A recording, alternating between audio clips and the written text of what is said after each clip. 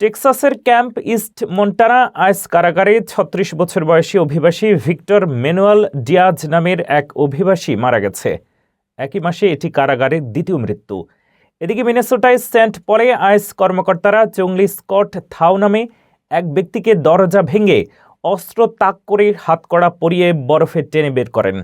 এই দুই ঘটনা অভিবাসী মানবাধিকার ও নিরাপত্তা নিয়ে দেশের মধ্যে উদ্বেগ এবং বিতর্ক সৃষ্টি করেছে।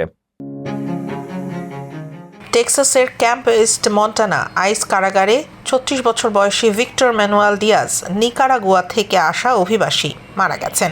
আইস জানিয়েছে এটি ধারণাগত আত্মহত্যা, তবে তদন্ত এখনও চলমান। এটি কারাগারে এই মাসে দ্বিতীয় মৃত্যু। এর আগে ৫৫ বছর বয়সী গেরাল্ডো লুনাস ক্যাম্পোসও মারা গিয়েছিলেন। আইস বলেছে তারা কারাগারের সকলের জন্য নিরাপদ ও মানবিক পরিবেশ নিশ্চিত করার চেষ্টা করছে, কিন্তু এই ঘটনা দেশ জুড়ে অভিবাসী মানবাধিকার ও নিরাপত্তা নিয়ে উদ্বেগ বাড়িয়েছে। কারাগারের অভ্যন্তরীণ নিয়ন্ত্রণ ও তত্ত্বাবধান নিয়ে প্রশ্ন উঠেছে। এই ঘটনার মাধ্যমে আইসের অভিবাসন নীতি ও কেন্দ্রগুলোর নিরাপত্তা নিয়ে যুক্তরাষ্ট্রের নতুন বিতর্ক সৃষ্টি হয়েছে। এদিকে মিনেসোটার সেন্ট পলে আইস কর্মকর্তা জঙ্গলি স্কট থাউ নামে এক ব্যক্তিকে আটক করেছেন। তিনি লাওস থেকে আসা ৫৬ বছর বয়সী একজন ন্যাচারালাইজড মার্কিন নাগরিক।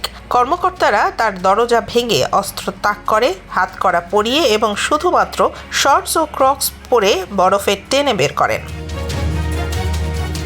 থাউ জানান তিনি তখন গান গাইছিলেন এবং পরিবারের সবাই লুকিয়ে পড়েছিলেন। পরিচয় নিশ্চিত হওয়ার পর তাকে মুক্তি দেওয়া হয়। পরিবার ও প্রতিবেশীরা ঘটনাটিকে অপ্রয়োজনীয় ও অপমানজনক বলে উল্লেখ করেছেন।